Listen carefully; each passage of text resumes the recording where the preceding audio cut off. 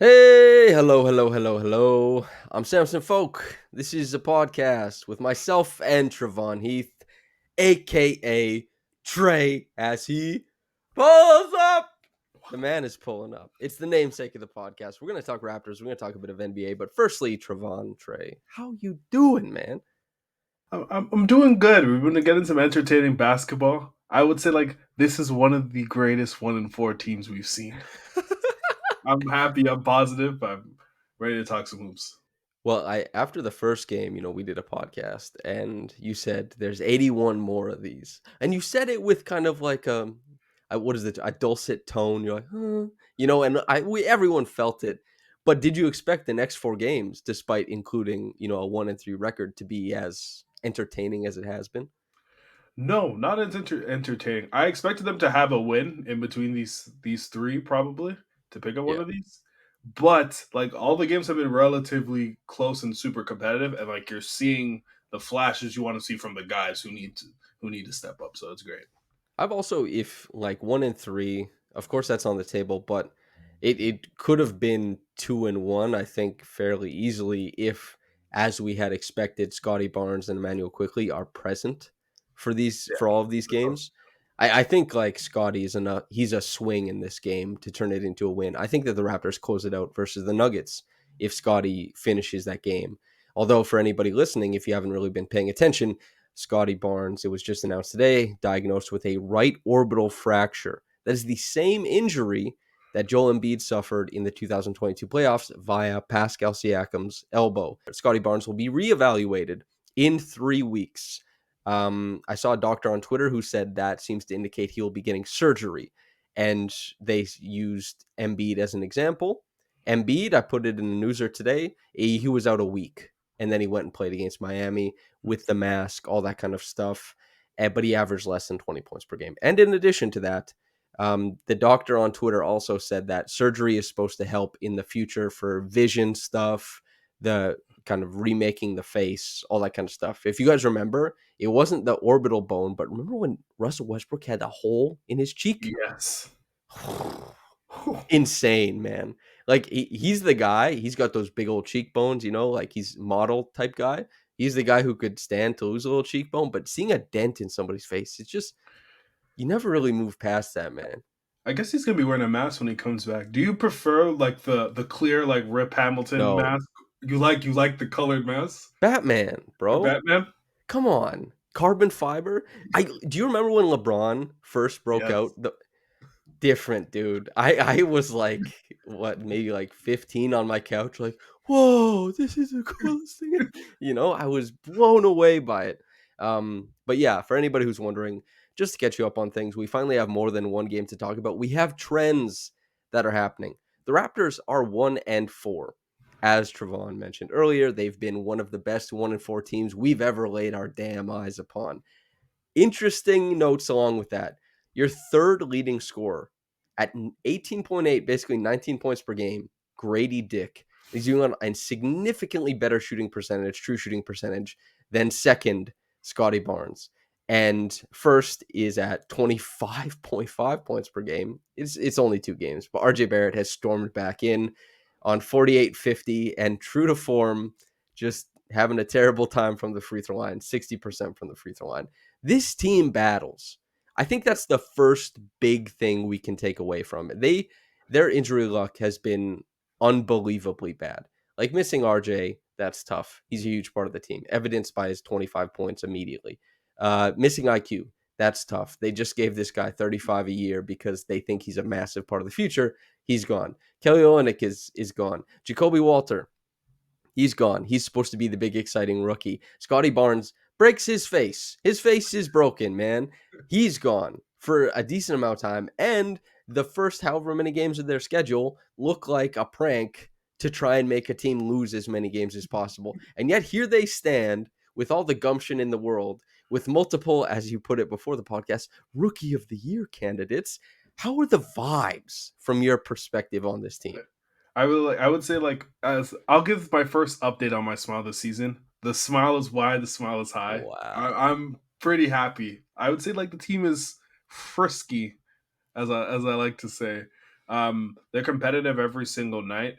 I think what's cool to see is like defensively, they're far more aggressive than I anticipated heading into the season. I know we talked about it prior, but they turn teams over. They're really great in transition, and that those have been sparking runs and getting them really close into games. Like you saw, they battled back in that Minnesota game where it looked like they were going to get absolutely smoked, but they're able to fight back. And with Gradey and Ochai being like two of the better finishers in the lane, which I wasn't expecting heading into the season, I would say like this is for if you're someone that wanted to see an entertaining team and be competitive, and also wanted to be in the Cooper Flag sweepstakes, like you're getting exactly what you want. Like regardless, like they're being competitive, they're also showing flashes from the guys you want to see. So I'm fairly happy. I'm not a tank commander in the slightest. I'm not a huge proponent of that, and it's because of I'm very skeptical of people vaunting a draft Yeah. class like way ahead. I don't know how I feel about it. It's tough to tell what teenagers are gonna do. Some people are really good at it. Josh Codenera, one of them, and we'll talk about That's more of that best later. in the world. But if you were painting the picture of like the perfect tank team that also you have to intersect with being entertaining, the Raptors have been doing it. Every game has brought like a pretty good level of watchability, except for the Cavs one. That's 4 games in a row. That's enough for your little cable ticket, your league pass ticket, your however much you pay to get into the arena. It's been fun at the arena when I've been there, like the Philly game, the Denver game. Oh, it's tremendous. I gotta ask you, you're a draft guy. You've weighed in heavily on the prospects that the Raptors have had. It makes you look pretty smart now. I gotta say. What do you think about the what is it, SAG for Flagg? You know, Sick. do you think the Raptors with all these injuries that they could pivot 5 games into the season? That would be very depressing. I don't think pivot's the like the way to go. Like they should try to win because they have enough young guys where like it warrants them playing as much as possible and having like Mhm. a positive experience and positive reps. Like although like this is one of the drafts that people have heralded for like a really long time, the whole reason why you wanted to where most people wanted to pick to convert is that even if the team's competitive, there's going to be a really good guy at number 8, number 9 in the draft. So I wouldn't necessarily be gunning to get the first pick because realistically, with how the system is now, the Detroit Pistons have been bad for around 4 or 5 years now, and they've gotten the pick only once. So I wouldn't base the whole season around capturing like one person. The tank, it's hard. You know, the Yeah. tank is a hard sell, man. I have a really tough time with it, just out of pocket or out of hand. Um, to your point, the Raptors, you know, they're playing their young guys. We mentioned Gradey having basically 19 points per game. Scottie was, I wouldn't say slumping to start the year, but without the help of his other like co-stars, let's say, Yeah. or co-good players, however you want to frame it, he struggled to create on offense. The statistics were ho-hum for him, right? And he was being asked to carry very bad lineups. But RJ has looked, I think, quite good for returning from an injury that is pretty important to how you maneuver in the lane. IQ looked well enough before like the players look good. Yeah. You know, the record is the record, but I don't think this year was ever going to be defined by the record. It was going to be defined by players. And outside of Scottie, who would you even complain about so far? And Scottie, it's like hardly a complaint. It's just this guy's Sisyphus pushing the boulder up the hill. Is it? Can you even highlight a guy where you're like, damn, this is not going the way I wanted to? I think if today didn't go as well as it did, it probably would have been Davion. Just offensively, it just has him in there. The shed minutes have like provided more structure like within the offense. But today he got a really good matchup. He attacked LaMelo Ball a lot. He erased him from the game today. So he did really good job. And he's gonna have certain matchups and lineups where he's like a super important player where Darko is matching him up and sitting him on and off depending on LaMelo's minutes. He was integral to keeping this game really close. Teams have had a really hard time containing LaMelo this season. The Raptors probably have done the best so far. So, other than that, I don't think there's everyone has pretty much played to their expectations, if not better. Yeah. LaMelo, I think, was averaging 31 coming into this game, and it's easy to look at this game and say, like, Davion was 0 of 5 from downtown. He scored 11 points on 11 shots, but his creation to Jakob Poeltl late in the game was, I think, extremely important to what the Raptors are doing. And as you mentioned, making the 31 point per game scorer score 19 points on 20 shots, it becomes very easy to stomach the 11 points on 11 shots with 11 assists, mind you, from Davion. This was the first game where I felt like Davion really outclassed Jamal. Yeah. And to your point, like, I don't know how high the expectations are for Davion. Mine for Davion have mostly been tied to how he gets to play with the really good players who handle the offensive load while he can just kind of be tremendous at ball pressure defense against point of attack players. He hasn't been able to do that. They've been injured as hell. And so we don't get the facsimile of the De'Aaron Fox, Domantas Sabonis minutes. And he was more than passable tonight after struggling, I think, in the first four. That's been a really nice thing. Do you want to sweep the table? And we're going to talk about Gradey Dick. Does that feel like what we should do at this point? Let's do it. 30 points, man. He just scored 30 against and this was the thing. We talked about it preseason. I was saying, hey, and again, because he went 2 for 6 from three. He's not shooting the damn lights out from three. But I said preseason, people, behold, we're not looking at the 40 to 44% three-point shooter. Where he's not a sharp shooter like that. He's a multi-purpose offensive weapon, the likes of which we haven't seen in Toronto for a very long time. He's such a unique player. And Bobby Webster said it right after he got drafted. It was in the little Mhm. video essay I did. Grady changes everything about how the Raptors want to attack. I'll have a video breaking down the Flair Spain leak play that they score out of every damn time. The fact that Grady is shooting like what I guess like 73, 74% on his drives right now. He's scoring almost 20 points per game and he's not shooting well from three.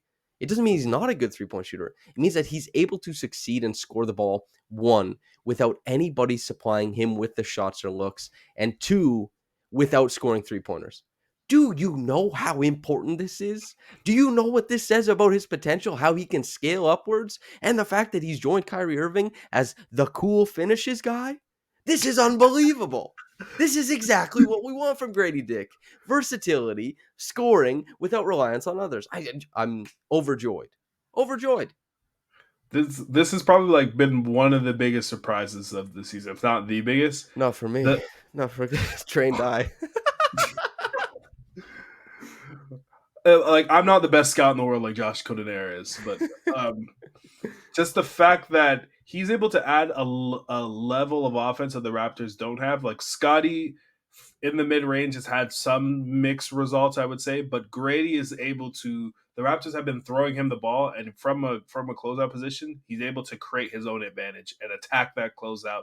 Use his actual handle to create space. You saw the throw ahead that he does, punches through the gap, creates the extra space for him, and is able to shoot. He's able to come down off of another pin down, hit those shots, and the defense is now respecting him to a point where they're closing out very aggressively because they know if he gets space, he doesn't need to get to the rim to score because he's been very lethal as a mid range scorer, and then that changes the whole like perspective of who he is as a player because then you're not going. When I looked at it, I was like, this is Peja Stojakovic. He's gonna be able to put the ball on the floor some really good passer. He's going to shoot the lights out of the ball. That's a great player. I enjoyed the 2000s for There's people who were there. there's very few people who are brave enough to go cross-racial with the Um, Grady comparisons.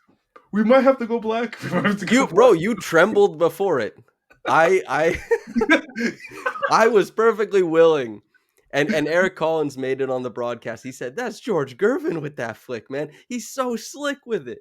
You have to." I saw there was somebody on Twitter said Mike Miller was a pretty good comp and created like a highlight package of how Miller scored his jumpers. There's a lot there, but the vigor that Grady attacks the rim Yeah. with, as you said, he doesn't have to get to the rim. He's been tremendous shooting from the mid range, out of motion, out of pull ups, but that guy wants the rim. Mm-hmm. Grady wants the cup.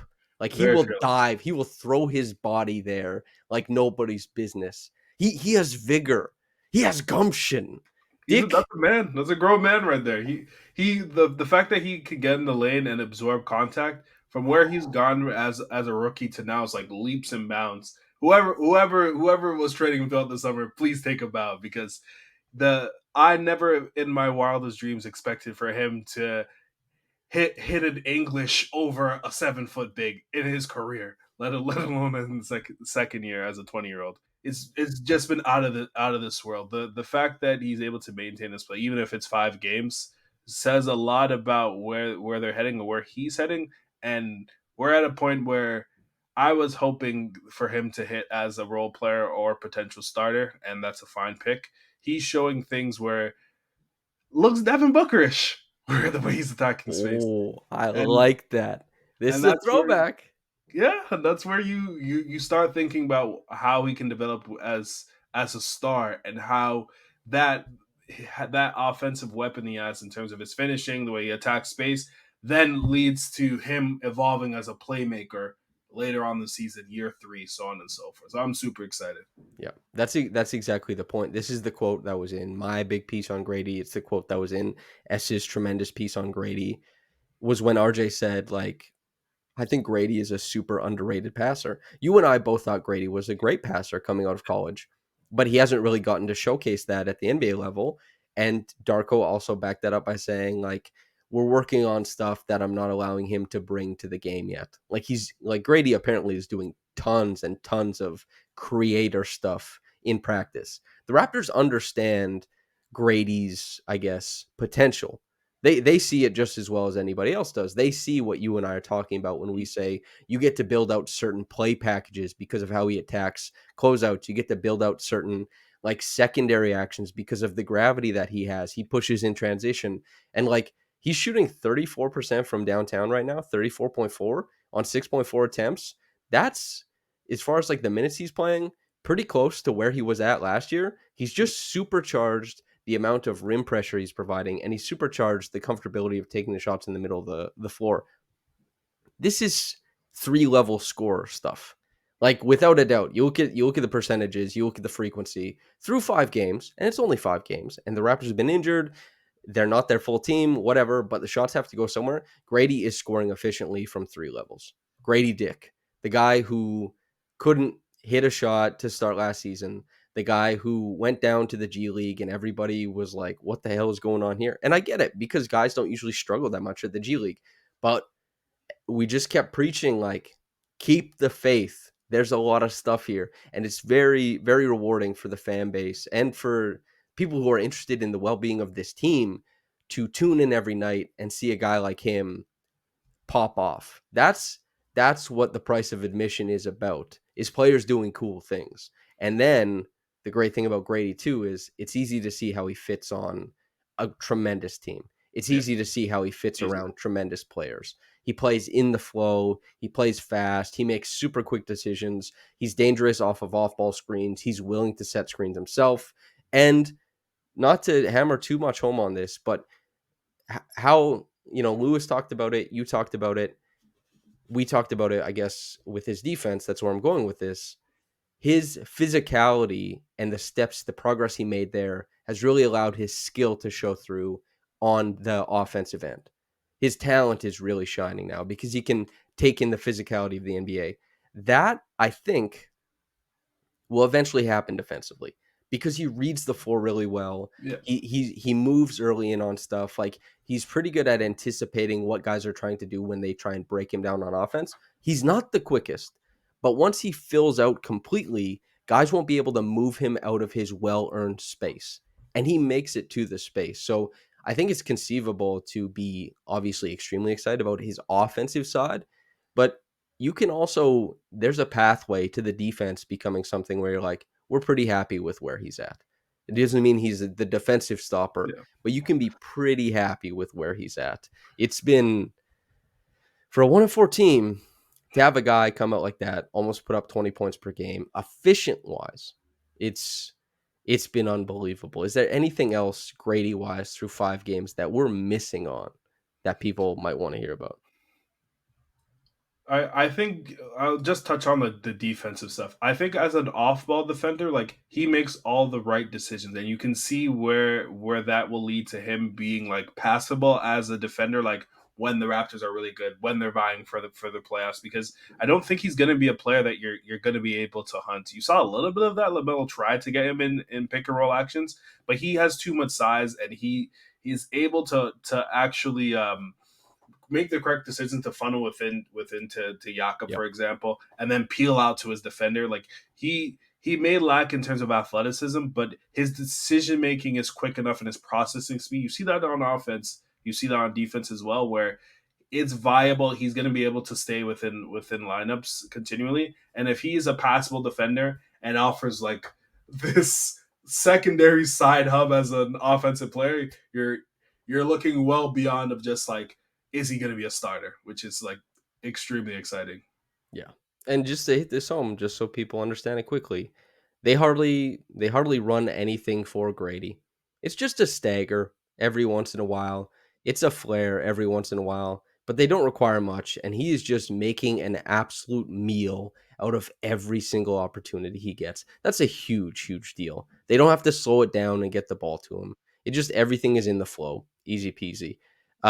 What isn't easy peasy, I don't think, are the impressive, well, somewhat impressive Los Angeles Lakers, who the Raptors will face on Friday, and the Sacramento Kings, who finally got back into the swing of things last game on Saturday. These are a couple upcoming games. Trevon, I know you're a big LeBron James guy. I know you're a big Vince guy. I am too. Like I'll never wear the LeBron jersey. I'm not like a LeBron fan, but I do think LeBron. Like I'm not. Oh, he's top three. He's top two, and it's very easy to argue me into that he's number one. Vince Carter, that's the first jersey I ever owned, man. The purple one, the one Yeah. they brought back this year. He's getting his jersey retired. I don't know where that jersey is. I feel like I would like to find out where it is, but regardless, as honestly, as a fan of basketball, how big is this week as a viewer for you, man? I think like the Vince Carter stuff is just like basically like a culmination of like all like Canadian basketball. Him taking it for to where it is to what it is now, where you see all these Canadians. We have an Olympic team that has basically NBA players from top to bottom. A lot of that is contributed to him, and it's really nice to see like coming from a situation where like he was sort of like the broad may have exploded like the relationship between like fans and the media in terms of like a player's decision to come and go and leave with teams. But like I feel as though Vince Carter really was the beginning of that, or at least the like the tip of the iceberg with some of that. Are are you making a link for the player empowerment? He is. I would say Oh, to some degree, just in terms of the vitriol and the fan reaction that he received was something that we never really saw before. Although LeBron took it to a different level, it's really cool that he came back to the same court that he helped build and is bringing it back into a scenario where the media, the fans, and him are all coming together, and he's like a part of the franchise again, where he hasn't been for 15 plus years. I would have thought maybe it was Latrell Sprewell when he was choking out the coach because he no, that is a really interesting point because the Raptors' relationship or the fans' relationship with Vince, it wasn't emulated in many other places, right? Like there Yeah. clearly was something fueling that, not only because of how Vince acted allegedly, and then some of that is he's said yes, this is real. Some of it he's pushed back on, like Mhm. giving away play calls and stuff like that. And obviously, if you're a fan and everybody's telling you like this guy stopped dunking, he's scoring 15 points per game instead of 27 or something like that. He's giving away play calls, and let's say you're not like a kid who's not going to remember it, but you're like 36 years old. You're like, fuck that guy. You Okay. know what I mean? And then he goes and he like hits game winners against you and stuff like that. It creates a crazy environment, but also he is so responsible for the jump start that Toronto basketball got. And of course, there's grassroots stuff that you'll always have to, consider. And there's work done on the ground to make sure that kids grow. And understand basketball and play it at the highest level. Like Tristan Thompson and Corey Joseph, of course they're going to say Vince Carter, but also in many other interviews, they're going to talk about their coaches and their Yeah. parents and stuff like that. But I think time heals all wounds. I was one of those kids who didn't care. Like, oh, Vince gave plays away. I don't know about all that, but I think Yeah. he's the sickest dunker I've ever seen in my goddamn life. And he was from Toronto. And the Raptors opposing like attendance. The Raptors were the best attended team in the NBA when Vince was there. The Toronto Raptors Which were is a insane. hotter ticket than the Shaq and Kobe Lakers. Like his imprint on basketball is immense. And I know some people will disagree with this, but I think it is an honor that his first number retirement is with the Raptors and not the Nets. I think that's important. LeBron James, It's the Friday. Are you expecting? Can we slay the dragon? What's going on here? one we don't have to debate who's the greatest player of all time. It's him. I know where you stand. Yeah, I know where you stand. Done it for 22 years. Who's counting Is though? he? Wait. Is he anything more than the greatest basketball player of all time to you? He is the greatest athlete on the history of this Oh, I planet. thought you were gonna say greatest black man. I thought, Oh, no. I thought that's where you were gonna I go didn't with know if it. I could say that, but he's the top black. I get maybe sharing a bit too much. Anyway, Yeah. Um, I think it's gonna be a tough game. Not from a LeBron perspective. Like I don't, although they probably don't have a wing defender that can match his strength. Anthony Davis has played to like a level where we haven't seen probably since the bubble. yeah, The way that the Lakers now play to get him running downhill, create actual space to not just use him as a lob threat, get him to the middle and actually use his speed and athleticism to blow by most defenders. It's going to be a very tough battle for Jakob. You saw like on the glass, like the Raptors are without Scottie are fairly small. Although like Jakob had 16 rebounds today, Nick Richards had around 8 or 9 offensive rebounds because the Raptors are just a tiny team now without Scottie. They kind of were small with Scottie, so I think it's going to be a real tough battle with the Lakers. But I do think it's a winnable game overall, just because like at the point of attack, like the Lakers don't have much to throw against guys like RJ. So I could see a really big game from him. yeah. You look at Reeves, Russell, Rui. Yeah, You're like, he should do any kill of these do any of these guys have something for RJ? Like, I don't know. To your point though about Richards, and that's what I wrote in the piece for tonight. Like, I said Richards and Pirtle were two big ships passing in the night. You know how it's like him. Yeah, two ships passing in the night, never the twain shall meet. Those guys both put up just the most insane gaudy numbers, and I don't think their bodies ever touched. Like it was like they shook hands before the game and were like, we're gonna gas each other's numbers. Like I don't even know how that happened. They didn't interact, and like besides a couple shot contests, but they hardly interacted. And they would just both put up massive numbers. And yeah, to your point, like AD 9 of 17 tonight, 22 and 13 in what was a bad game for the Lakers, and he also had to contend with Mobley and Allen, and who is his front court help like LeBron and Rui. Like yeah. those are two wings, like objectively. So Davis is out on an island, and he still like sleepwalks to 22 and 13, 2 steals, a block, 2 assists. Like he's been good, man. The JJ Redick coaching stuff, people have been very very excited about, and people have loved bringing the plays onto Twitter and being like, they ran it. But if the Lakers aren't like really good, nobody's gonna care about this stuff Yeah. in 3 weeks. They're gonna be like, fraud, loser, idiot. We're gonna hear that story from his time at Duke like again. You know what I mean, man? Like it's all gonna come back around. But yeah, I think they've been pretty inventive in how they use their guys. Before we talk about the Sacramento Kings, I kind of want to talk about like I used to call Precious and Boucher the Bash Bros. Yeah. I want a name for Mogbo and Ochai. You know, these guys are doing everything on the in between. And I Yeah. know we have to talk about mobile. We have to talk about Ochai. I think they've both been like I'm writing a big piece on Ochai right now, which I don't know when it comes out, but That's been a really fun aspect of these Raptors. I'll let you take the lead opening statements on whichever one of these interesting players you want. I'll start with Ochai. First off, never give up. Never throw away your stock. Um, with with Ochai, he's doing all the things around the edges that help with winning, irregardless of whether he's hitting shots or not. Because I know he's shooting at like a pretty low volume overall. He's hitting Mhm. those shots, but it's running in transition and being able to score, staying connective on defense, being an active cutter and scoring in the lane, and then the finishing is like the biggest thing. Like last year, like you covered it tons of times. He was an awful finisher for the Raptors, especially like between 3 and 10 feet. One He, shot made. That's it. One of 22, brother. One of 22. I don't know what he's done this summer, and just another testament to let's never put summer league in any conversation ever again. But Well, he, I'll interject in case you want the numbers just quickly before you keep going on, if that uh, sounds all right. So, as a Raptor, before the season started, Ochai shot 23% from downtown, 61% at the rim, which is actually very low when you consider the quality of looks he got there.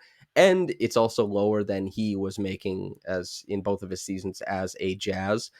12% from the mid range, which includes one of 22 from the short mid range, 45% true shooting. Then he went to summer league. And also keep in mind he people worried about Ochai's offensive upside when he was on the Jazz, yeah, but even on the Jazz, he shot 35% from 3 across 110 games and he still shot his true shooting was like 54, 55%. So it's not good enough, especially for the types of shots he takes, but yeah, it's not 45%. And then he was a 4-year collegiate player who had played 3 years in the NBA who went back to summer league and he shot 35% from the field, 14% from downtown, and he scored 6 points a game. it was All brutal. of this is madness. And then he comes back in this season. I mean, he's gangbusters. Go ahead. No, playing with good players like helps a lot. Like I think what But was the guys are injured too. Like he That played is with true. Scottie, he He did played play with with RJ. he played with Shed, yeah. He played with some of the Mogbo too. So I guess that's fair. Um, the slashing is like the big upside swing is what you're seeing. Like he's able to attack closeouts. He's able to finish in tons of different ways too. You saw the finish high off glass, heading into the lane today. Within transition, he before he anything that wasn't a dunk was a clear miss heading into the season. But now he's able to finish like even with contact as well. And now that he's able to like slash, those also leaves like relocation opportunities for him as well. And he's able to like relocate, find space really well, and hit threes off of the penetration like an RJ or a Gradey, for example, and do really well. So it it leads to like great rotational wing piece that can play up into their starting lineup here and there.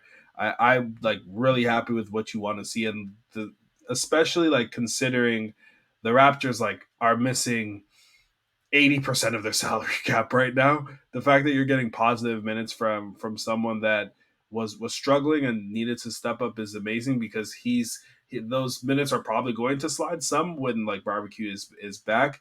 You're then getting a bench lineup where you have um, less minutes of a shed or a battle, for example, that may lead to some negative minutes, and those are being replaced with Ochai, who's doing everything correct right now, and that's how the team can really be competitive and hopefully win some games.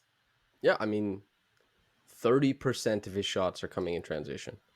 That is I it's like No, that's in the 88th percentile. That is so many shots in transition.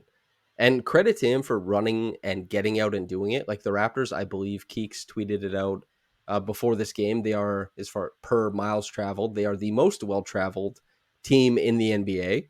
So that's part of why this team is fun. That's part of why this team is hanging in against guys like that, is because they run their asses off. It's Coach Carter in there. It's like, well, what are we gonna do? What do we do during practice? Run. What are we gonna do on offense? Run. Delilah, ball pressure defense, brother. Like report to the line. All that kind of stuff. I, yeah, I can't keep going on Coach Carter references forever, but you get the point. Ochai has decided to sprint everywhere all the time, and he's just decided to make layups. When I tell you how important it is to make layups, I mean, everybody who has played basketball knows how important it is. Everybody who's played, men's league, women's league, co-ed, whatever the hell you play, the people who make layups and run, that's a good player there. You know what I mean? And here's the thing too. Guess what? Ochai shooting 71% on layups this year, 15 of 21, 10% higher than last year. This is what we've been waiting for. And also the three-point shooting. It's like you can't gloss over the three-point shooting improving. You know what he's shooting from three right now? I want to say like 40%. I feel like he's shot like 5 of 7 the last 2 games. He's 43% from downtown.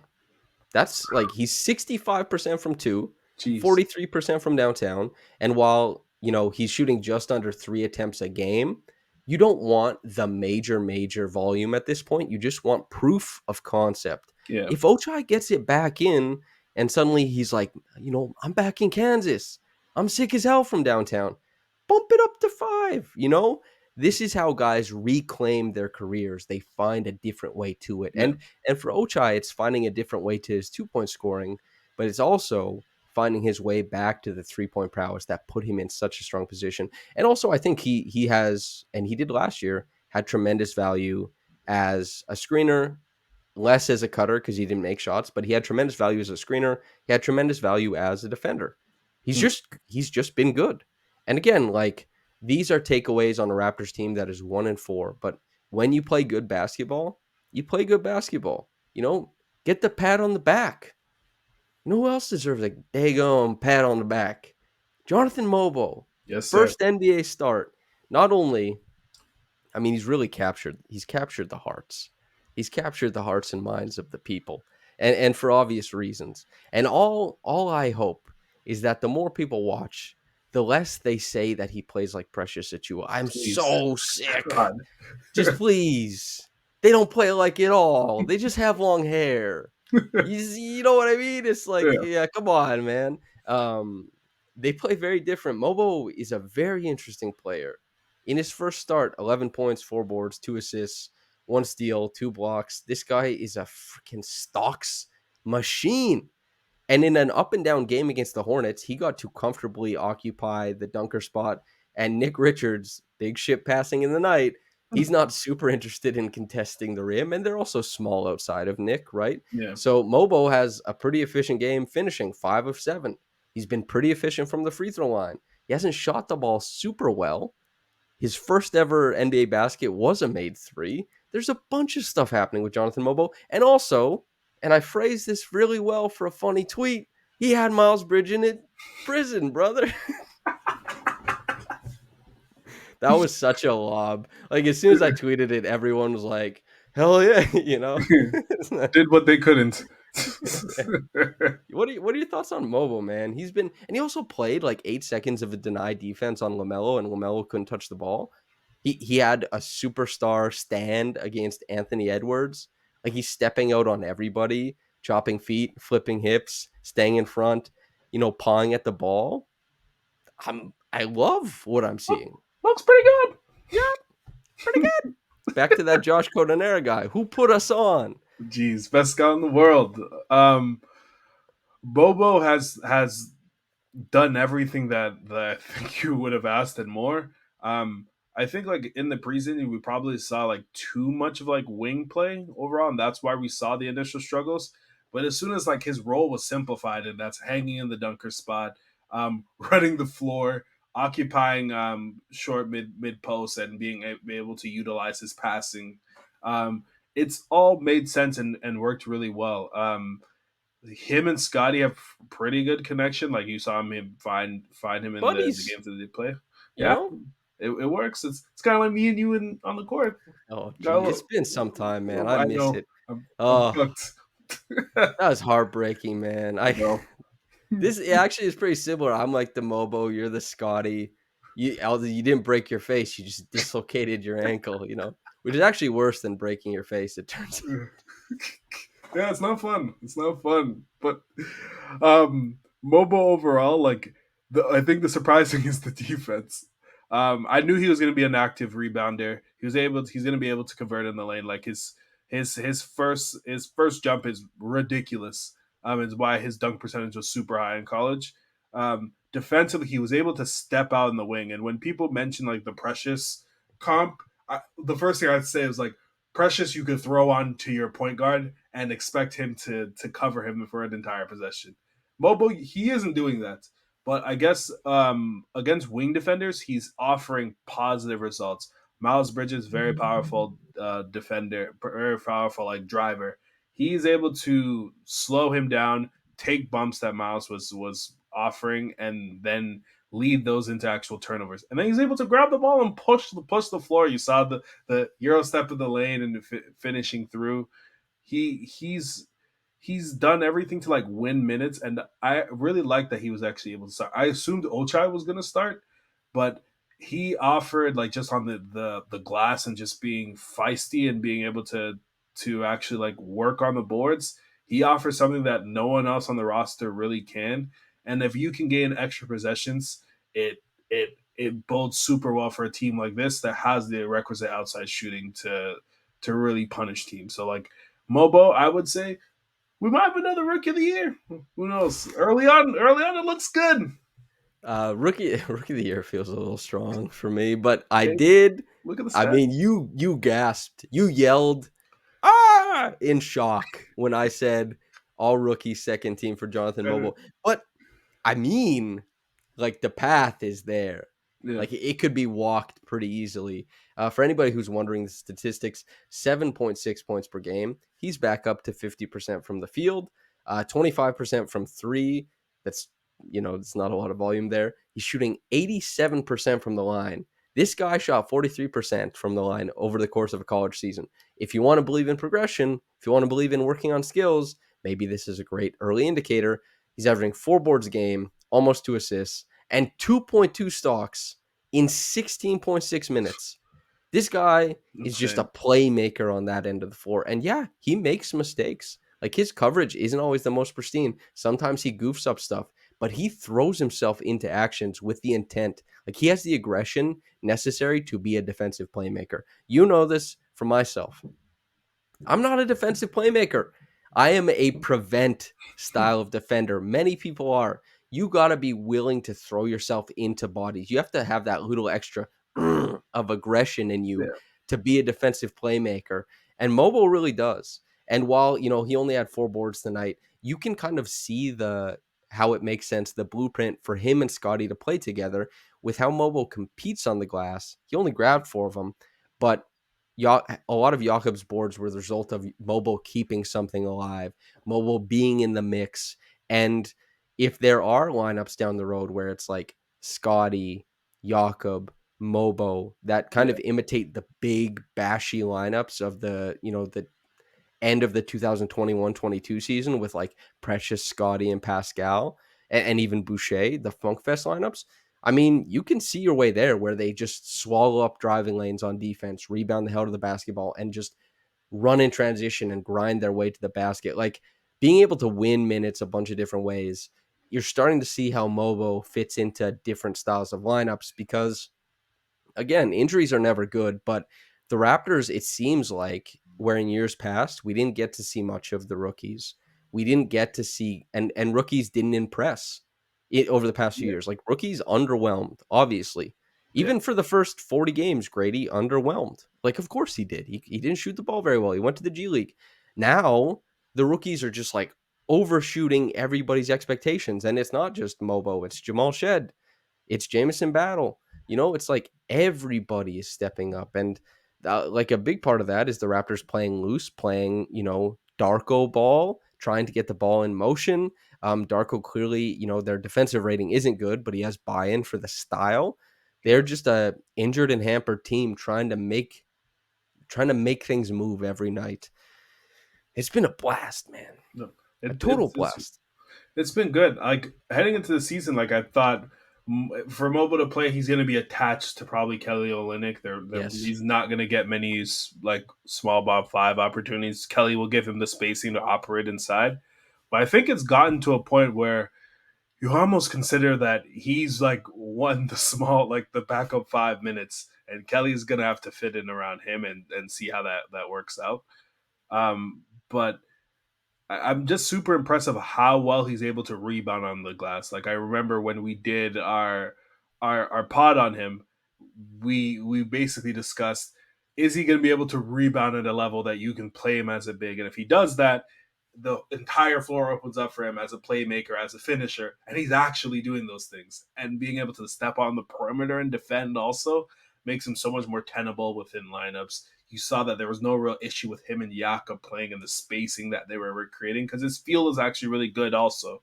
So um like when Kelly does come back, like they probably still should be paired together, but I'm not concerned anymore. Like him playing with Scotty, him playing with Jakob, he can fit around so many lineups in so many different ways. Yeah. It's easy to see how this team gets better. Yeah, There's been times in the past, and this was maybe the biggest problem with, the Pascal and Fred teams, that they did underperform their talent, I think, and especially towards the end. And OG deserves to be mentioned there as well, of course.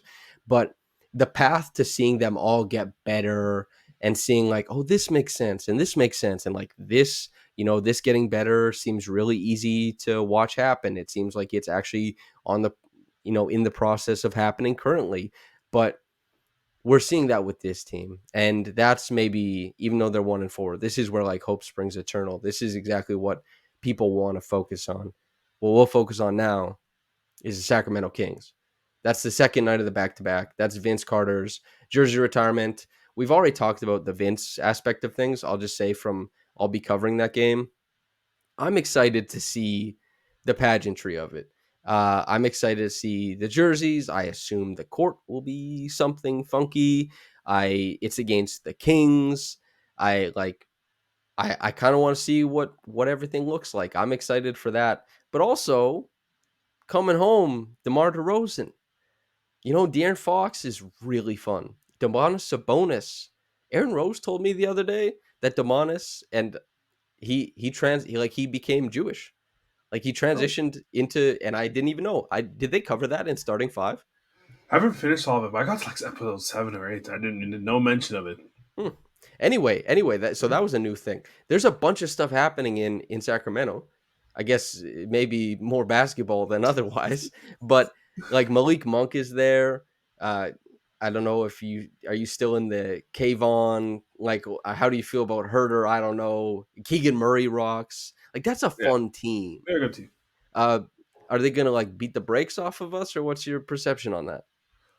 I don't think so. Like from a defensive like perspective, similar to the Lakers, like they don't match up in a way that like truly scares you. I do think it's really cool that like Vince and Wait, DeMar can are I both in the interject? team. Go ahead. I think Sabonis is gonna like take lunch money. Like I Yeah, think he's going to 100%. I think he's going to brutalize guys. Like, go ahead. You said that in the most like Game of Thrones way. Like he's just gonna bludgeon him with an hammer. Was the oh man, King Robert? Put my warhammer through his chest plate. Gods, I was strong. More wine. Bring me Like the breastplate. Okay, I'm so sorry. like I don't think they can defend the Kings either.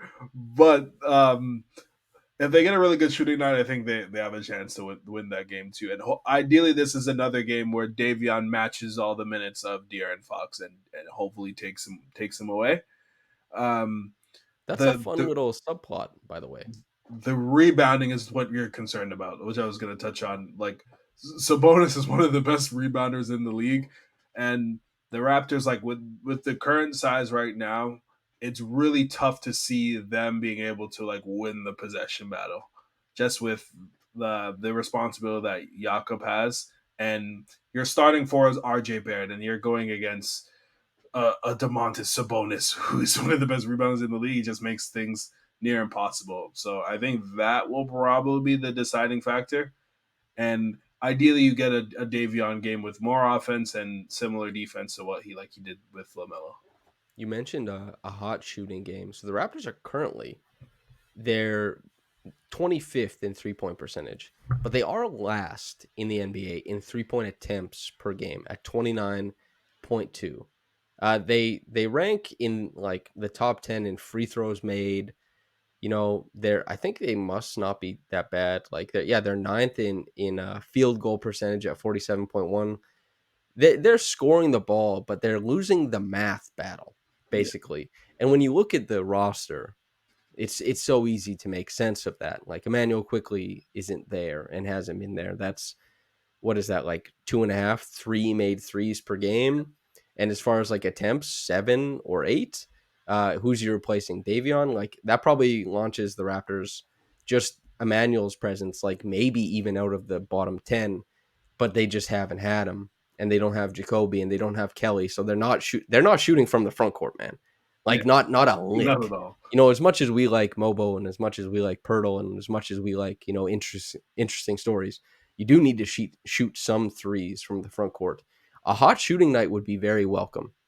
Like a game where everybody's kind of getting in on it, you play free. It's not like the Kings are the most impressive and best defensive team. You can kind of get into a track meet with them if you really want to try to. I mean, what is their defensive rating currently? They're sitting, I guess, ninth, but Oh, still, wait. Yeah, ninth. Good for them. Well, maybe I need to watch more Kings in the early season. Something to consider before Saturday. Stay tuned for my written work, I suppose. But yeah, I still believe maybe ninth is, a bit hefty for them. I mean, Golden State has the best rating in the NBA at 21. I don't think they're the best team. Things are being established. Teams still have to figure out who they are. Um, what do you think of the DeMar DeRozan matchup? Who's playing against him? Who's taking advantage of him on the other side? What is it? Is this RJ? Is this two wings passing in the night? that's exactly what I was gonna say. I was gonna say like if RJ improves and gets to the level that we want him to be, like his predecessor, like DeMar is kind of like the ideal of what you want to see, a guy that utilizes space, scores in so many ways, and scores in bunches. The defense is he scores so well that the defense is passable, and you're okay with it. So I think the matchup would be cool and fun. From like a strength perspective, like I think like DeMar's super underrated with the bumps that he gets in the mid range to create space for himself. Like RJ can absorb those bumps, so and vice versa. So I think that will be cool to see overall. And I think you'll see some Ochai on him also, but like don't fall for the pump fake. I beg, just please. I think Ochai would be pretty good at staying off the pump fake, but I Yeah, don't think he can bang with DeMar. yeah, I think RJ can bang with DeMar. I think Mobo could bang with DeMar, yeah, but I also think that Mobo is jumping. yeah, Like 100%. I think Mobo is leaving his feet. If I had to guess, I think that's probably something that happens. I also like De'Aaron, as you said. We're probably looking at Davion. Although like Immanuel was doubtful for this like past game against Charlotte. He stayed like he's got 3 days until Sacramento. Like I'm assuming he doesn't play against The the Lakers, Lakers, but yeah. like I mean, there's a possibility Emmanuel is back. De'Aaron would probably be pretty pleased about that, I reckon.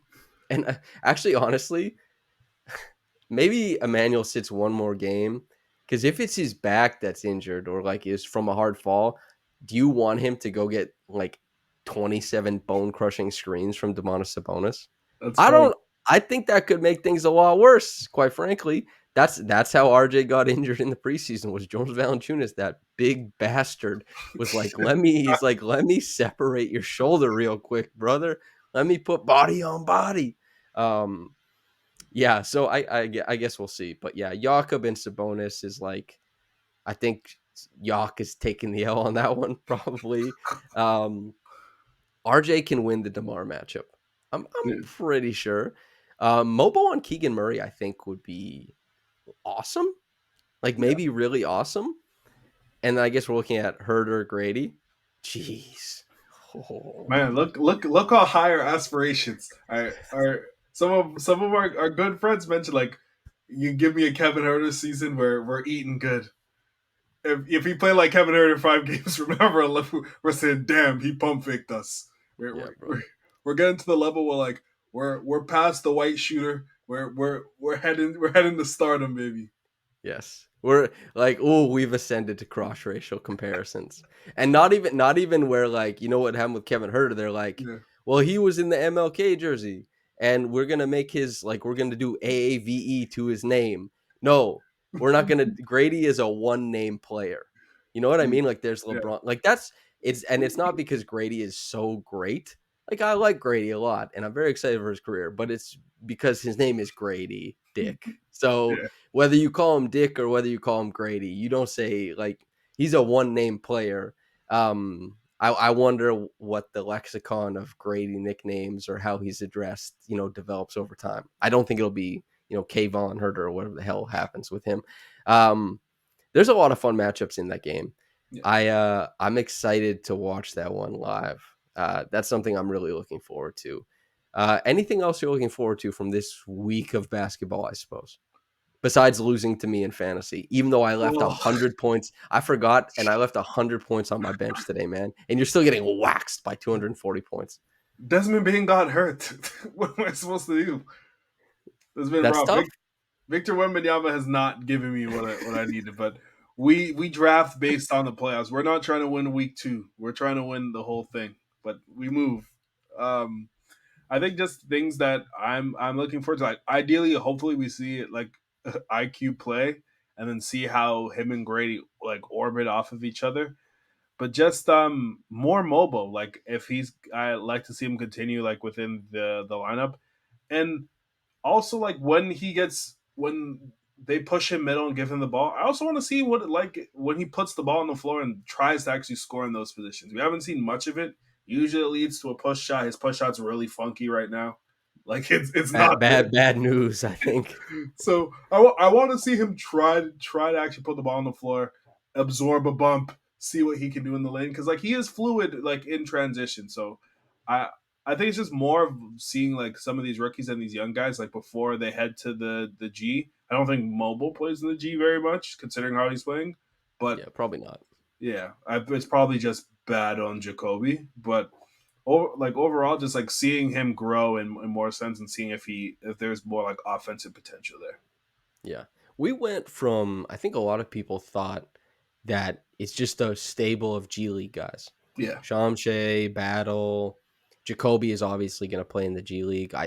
To my mind, I think Jacoby is going to play in the G League. I mean, they put him on the training camp roster. Some yeah, of that is, I guess, gamesmanship to get him, reps and to get into game shape and all that kind of stuff. But like Jamal Shed, I think like Jamal is going to play in the G League, but maybe not as much as people thought. Jonathan Mogbo is going to play in the G League, but maybe definitely not as much as people thought. Like yeah. the Raptors are getting stuff out of those guys, and also maybe that maybe that belays kind of their expectations for the season or what have you. But yeah, also after this game, Sacramento at Toronto, the Vince night, they go to out to Denver Monday, out to Sacramento Wednesday, back to back in LA Saturday night and Sunday night, then to Milwaukee. Like they're on the road.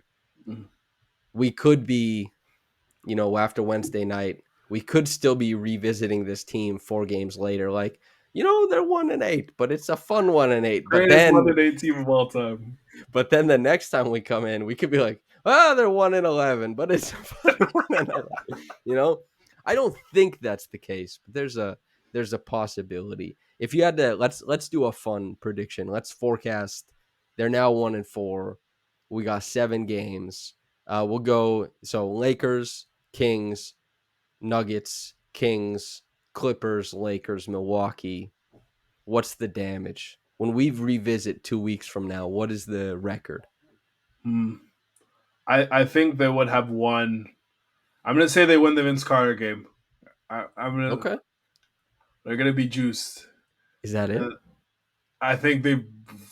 Well, I wanted to say Denver. I'm gonna say they win Denver. They win 2 games in that In stretch. Denver. They win. They win in Denver. They they feel robbed. They feel like they could have won the game. They come back and get one off of them.